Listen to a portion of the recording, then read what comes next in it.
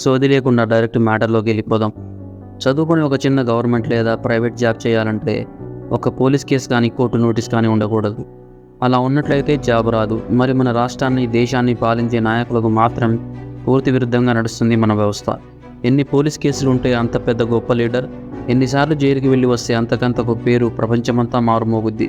Social media పుణ్యమా అంటూ నిజాన్ని నిర్లక్ష్యం చేసి అబద్ధాన్ని ఆకాశానికి ఎత్తే దొంగ సాలెగాలను దొరల్ని చేసేది మనమే. మంచి నాయకుడు కావాలని కెమెరా ముందుకు వచ్చి వాగేది కూడా మనమే. మారాల్సింది, మార్పు రావాల్సింది ప్రభుత్వాలు కాదు, ప్రజలు అని ఎందరో మేధావులు ఎన్నోసార్లు చెప్పినా, ఎన్నో సినిమాలు, ఎన్నో ప్రసంగాలు చూసినా మార్పు రాలేదు మన వ్యవస్థలో. అసలు వ్యవస్థ అంటే ఎవరబ్బా? మనమే కదా. వింటున్న నువ్వు, నీ పక్కనున్నవారు, నేను, మనమందరం వ్యవస్థలో భాగమే. కానీ వ్యవస్థను పట్టించుకునే టైం మనకెక్కడిది? ముఖ్యమంత్రికే లేని ముఖ్య పనులు, ప్రధానమంత్రికే లేని ప్రపంచ ప్రయాణాలన్నీ మనకే ఉన్నట్లు పొద్దున్న లేస్తే ఫోన్ చేతిలోంచి ఇడిసేదే లేదు.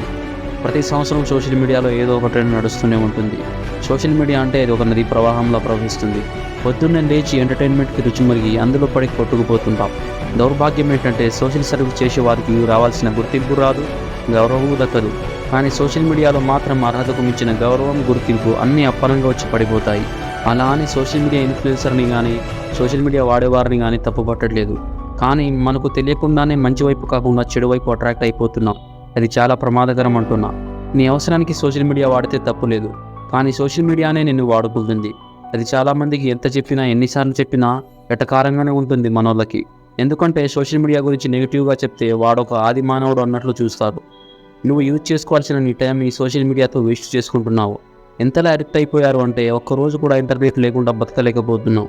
అలా అని ఇంటర్నెట్ వాడడం తప్పు అనట్లేదు, కానీ ఏదైనా సరే మితిమీరితే నిన్ను ఎవడూ కాపాడలేడు. ఇంటర్నెట్ యూజ్ చేసుకొని ప్రపంచాన్ని శాసించే వాళ్ళు ఉన్నారు, అదే ఇంటర్నెట్ వాడి పనికి రాకుండా పోయిన వాళ్ళు ఉన్నారు. ఇక్కడ పాయింట్ ఏంటంటే మంచి చెడు పక్కనే ఉంటాయి.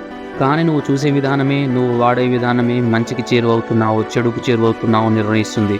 ఇప్పుడు పరిస్థితి ఎట్లుందంటే సోషల్ సర్వీస్ వద్దు, సోషల్ మీడియానే ముద్దు అన్నట్లుంది.